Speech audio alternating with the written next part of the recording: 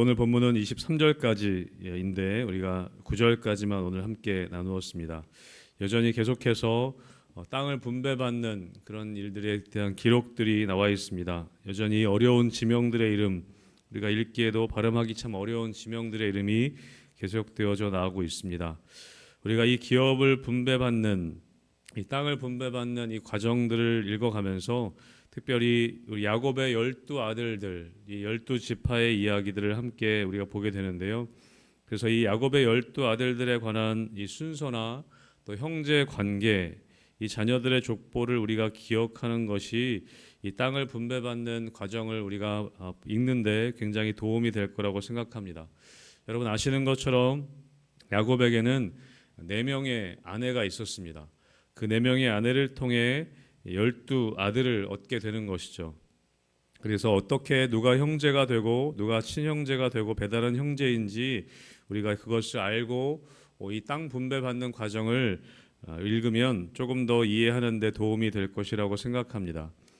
야곱의 첫째 아내는 여러분 아시는 것처럼 레아였습니다.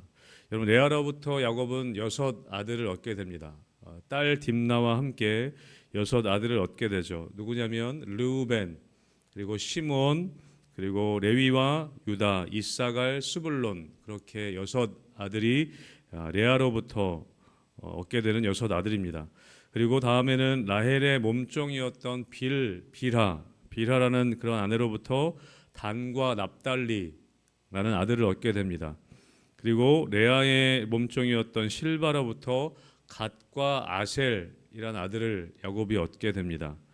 그리고 야곱이 정말 사랑했던 아내 이 라헬로부터 여러분 아시는 것처럼 요셉과 베냐민이 출생하게 됩니다. 그렇게 12아들, 딸 하나와 12아들을 야곱이 얻게 되는 것이죠.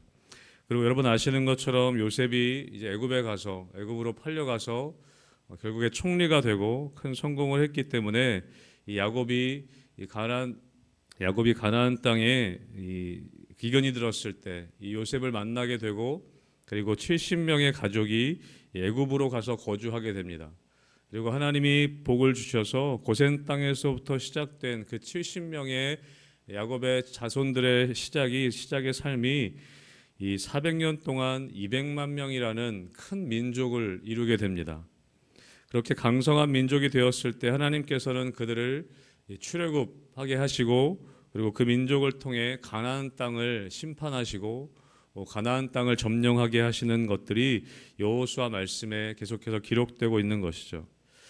여러분 오늘 본문만을 보면 오늘 계속되는 이 땅 분배 과정만을 보면 사실은 좀 지루하기도 하고 우리가 알지 못하는 지명이 계속 거론되기 때문에 그리고 이들의 입장에서만 보면 이 땅을 분배받는 자손들의 입장에서 보면 아마 나에게 어떤 땅이 돌아올 것인가 거기에 집중하게 될 것입니다. 누가 어떤 땅을 얻게 되는 것인가, 누가 좀 더 좋은 땅을 얻게 될까, 나는 어떤 땅을 얻게 될까 거기에 집중하게 되겠죠. 사람들은 아마 좀 더 넓은 땅 그리고 좀 더 좋은 땅을 서로 얻고자 했을 것입니다. 그래서 때로는 우리가 그동안 읽어왔지만 불평하게 되기도 하고 우리는 왜 이것밖에 안 주냐라고 불평하는 지파가 생기기도 하고 또 스스로 개척하지 않고 안주하고 있는 그래서 여호수아가 책망하는 그런 지파의 모습도 우리가 함께 나누었습니다. 사람들은 결국에 그런 것에 집중하게 되겠죠. 나는 어떤 땅을 얻게 될 것인가. 여러분 그러나 우리가 좀 더 큰 그림에서 보면 이 12지파가 어디에 정착하고 누가 어떤 땅을 얻고 사실 그런 것보다 더 중요한 것은 무엇이냐면 이 가나안 땅 전체가 하나님의 나라가 되는 것, 하나님의 관점에서 보면 그것이 중요하다는 것입니다. 내가 누구보다 더 좋은 땅을 얻느냐, 저 사람은 왜 나보다 더 넓은 땅을 얻었느냐, 우리는 그것 갖고 싸우지만 하나님 나라의 관점에서 보면 중요한 것은 이 가나안 땅 전체가 하나님의 나라가 되고 있느냐, 그것이 중요하다는 것이죠. 여러분 우리의 삶도 사실은 마찬가지입니다. 우리는 내가 속해 있는, 내가 가지고 있는 것, 그리고 내 옆에 있는 사람이 어떤 것을 가지고 있는가, 우리가 그것 가지고 아웅다웅하며 때로는 다투기도 하고 때로는 질투하기도 하고 불평하기도 하는 것, 그것이 우리의 모습일 수 있지만 하나님의 관점에서 보면 누가 무엇을 차지하고 누가 얼마나 많은 땅을 차지하나가 본질적인 문제가 아니라 우리가 속해 있는 모든 곳들이 하나님의 나라가 되느냐, 그것이 하나님께서 바라보시는 관점이라는 것이죠. 사랑하는 성도 여러분, 저는 여러분들에게 또 우리들에게 하나님의 시선이, 하나님의 시각이 우리 가운데 있게 되기를 주님의 이름으로 축복합니다. 우리의 삶에서 세상 사람들과 똑같이 바라보는 것이 아니라 하나님의 관점으로, 하나님의 시각으로 넓은 시각을 가지고 이 땅을 바라볼 수 있다면 우리가 좀 더 하나님의 큰 사역들을 안에 우리가 참여할 수 있게 되지 않을까 생각되는 것이죠.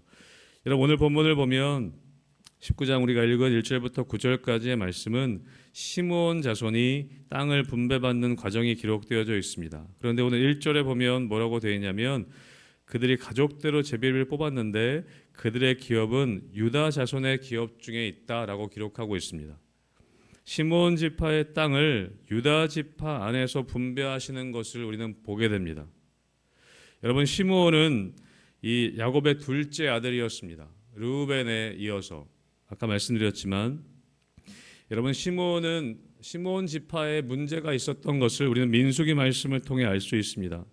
출애굽 이후에 이 민수기 26장에 보면 바알부올 사건이라는 사건이 있었습니다.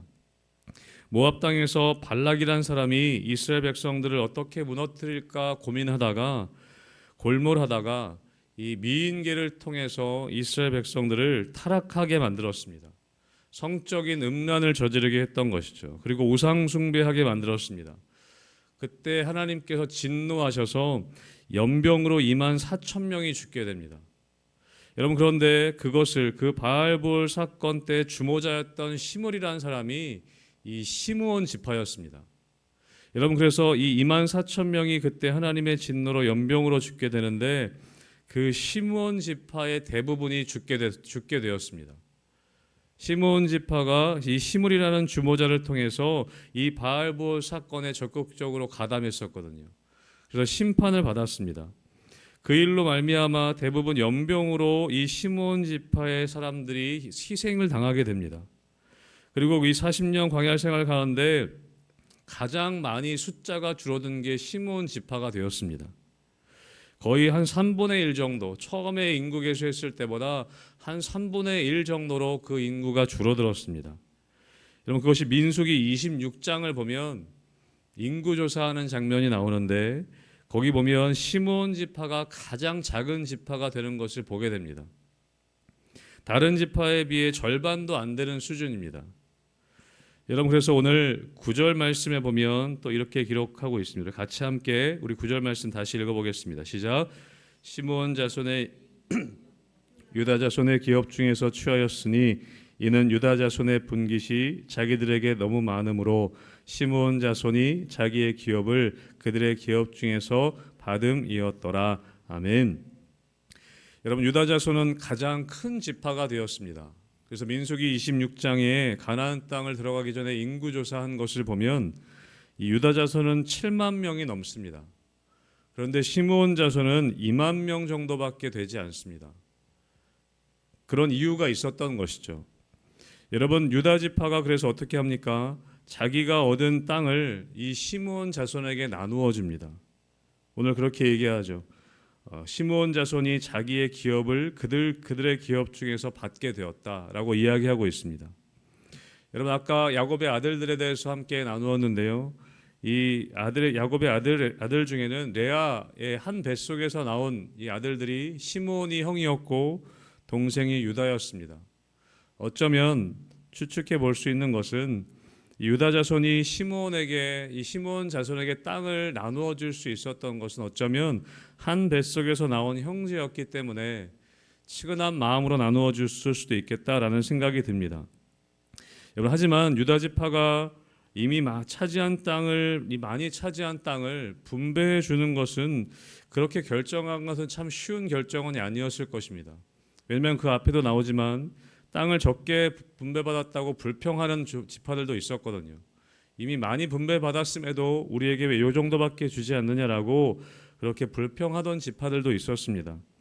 그런데 아무리 형제지간이라도 이렇게 자기가 얻은 땅을 다른 지파에게 나누어 주는 것은 쉽지 않았을 것입니다. 그런데 오늘 유다 지파는 어떻게 결정하냐면 우리는 많은 땅을 차지했기 때문에 시몬 지파에게 우리 안에 있는 땅을 나누어 주기로 그렇게 결정한 것이죠. 사랑하는 성도 여러분, 이것이 은혜 받은 사람들의 삶의 모습이라는 것입니다. 그럼 교회 안에도 은혜 받으신 분들은 나누시는 것을 우리는 보게 됩니다. 은혜 받고 움켜쥐려고 하는 것이 아니라 다른 사람들에게 나누고 또 많은 사람들을 섬기는 모습을 우리는 보게 됩니다. 여러분, 유다 지파는 가장 큰 지파였습니다. 숫자적으로 보면. 그럼 땅에 욕심을 냈었을 수도 있습니다. 그런데 다 차지하고 나서 이 형 시몬 지파가 그렇게 이 숫자가 줄어서 땅을 단독적으로 차지해서 개간하기 어렵다는 것을 보고 나서 이 유다 지파는 나누고자 하는 마음을 가지게 되었던 것이죠. 여러분, 그래서 이 두 지파가 오늘 1절부터 9절 말씀에 보면 서로 나누어 주고 또 함께 섬기는 모습을 통해 우리가 이 아름다운 모습을 함께 보게 되는 것입니다. 사랑하는 성도 여러분, 우리가 많이 가졌다는 것은 어떤 의미이냐면 우리가 나누어야 할 대상이 있다는 것입니다. 여러분, 그런데 보면 많이 가지고 있다고 꼭 나누는 것은 아니더라고요. 적게 가지신 분들 중에도 자기의 것을 나누는 분들이 있는 것을 보게 됩니다. 여러분, 우리가 은혜를 경험하면 그렇게 함께 나누는 삶을 살아가는 것을 우리 주위의 사람들을 통해 우리는 경험하게 됩니다. 사람들의 눈에는 그렇게 나누는 것이 손해인 것처럼 보이지만 여러분, 하나님께서는 그 나눔을 통해 공동체 전체를 살리시는 것을 우리는 보게 됩니다. 여러분, 우리는 이 한 장 한 장 한 지파가 어떤 땅을 분배받는가 우리는 좁은 시각에서 때로는 보게 되지만 하나님 나라의 관점에서 보면 이렇게 자신의 것을 나누는 것을 통해 전체 공동체가 살게 되는 것을 우리는 이 말씀들을 통해 볼 수 있다는 것이죠. 사랑하는 성도 여러분, 누군가 성숙해 간다는 것은 어떤 의미일까요? 내가 성장해 가고 성숙해 간다는 것은 다른 사람들을 품을 수 있는, 내가 얼마나 다른 사람들을 품을 수 있는가, 여러분, 그것을 통해 그 사람의 성숙된 모습을 우리는 볼 수 있는 것입니다. 이런 아이들 보면 저희 아이들도 두 아이가 있는데 계속 싸웁니다. 아주 작은 것 가지고 싸웁니다. 누가 음료수 하나 가지고 누가 저거 먹을 것이냐 그것 가지고 싸우고, 누가 화장실 먼저 갈 것이냐 가지고 싸우고, 정말 별거 아닌 일 가지고 작은 일을 가지고 다투고 싸웁니다. 여러분, 그런데 성장하고 성숙해 간다는 것은 어떤 의미냐면 서로를 이해하고 또 양보하고 품어주고 또 공감할 수 있는 그런 능력이 생기는 것, 여러분, 그것이 성숙의 모습이라는 것이죠.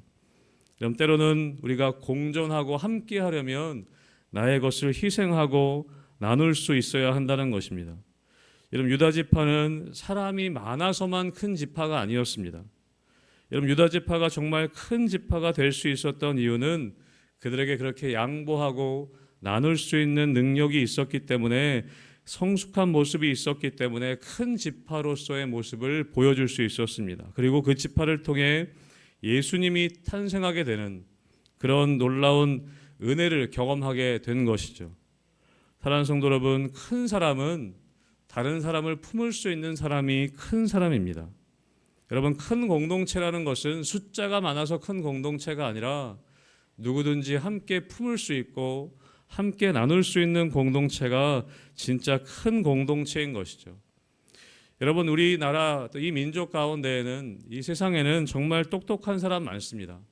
그런데 혼자 똑똑한 사람은 많습니다.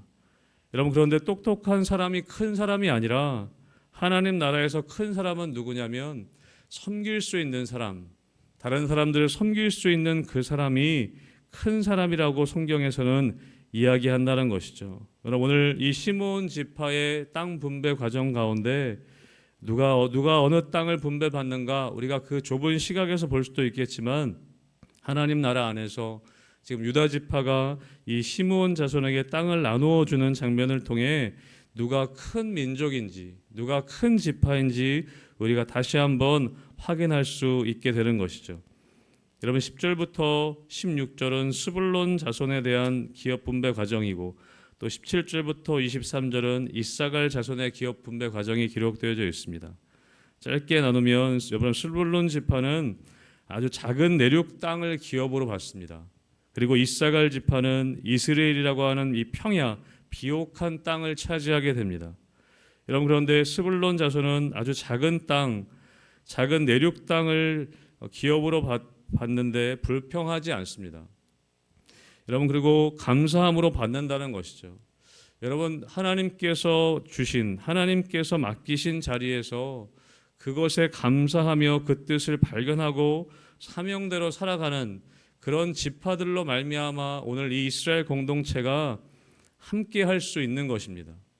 여러분 우리는 내가 어떤 것을 갖고 있고 하나님이 나에게 무엇을 주시는가, 물론 그것도 우리가 보는 것 중요하지만 이 공동체 전체의 관점에서 하나님 나라의 관점에서 우리가 어떻게 함께 살아갈 수 있을 것인가, 또 어떻게 하나님의 나라를 이루며 살아갈 수 있을 것인가, 우리가 그 관점에서 넓은 관점에서 함께 살펴보는 것, 그것이 진정한 성숙한 사람의 모습임을 우리가 오늘 이 지파의 기업 분배 과정을 통해서 다시 한번 확인해 볼 수 있는 것입니다.